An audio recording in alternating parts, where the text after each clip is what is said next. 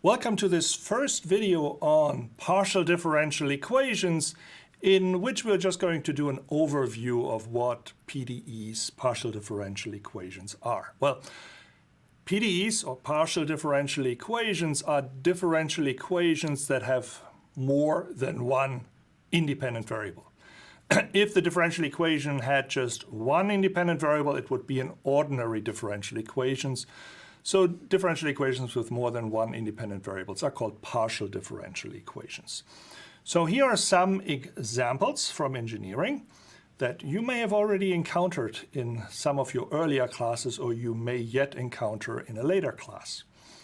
First example is the heat equation in one dimension. T, uppercase T being the temperature, lowercase t being time. So dt, the partial derivative of temperature with respect to T is equal to alpha times the second derivative of temperature with respect to space x. We can do this in 2D as well, bringing in the second spatial coordinate y.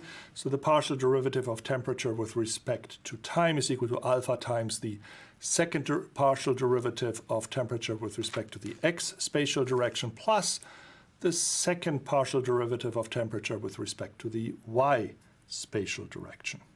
Now, both of these equations are linear because temperature just appears in linear terms.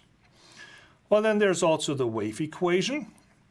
d2u dt squared is equal to c squared d2u dx squared. That's a linear equation in the dependent variable u as well.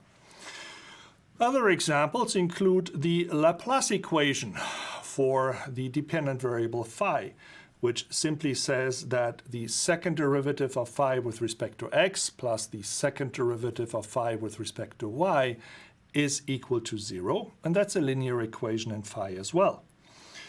And then one more example, the Navier-Stokes equations, where u is the velocity in the x direction, and this is the x direction momentum equation in a one-dimensional system. So du dt, which is the acceleration of a fluid parcel, plus u times du dx is equal to minus dp dx, the derivative of pressure in the x direction, plus 1 over the Reynolds number times the second derivative of the u direction velocity with respect, the x direction velocity u with respect to x. Now, this equation is actually nonlinear, right? Why is it nonlinear? Because we have a u times the derivative of u in this equation. So these are examples for partial differential equations that we can encounter or typically encounter in engineering problems. Now, all of these PDEs require initial conditions and boundary conditions as well to turn them into a system that we can actually solve. Thank you for watching.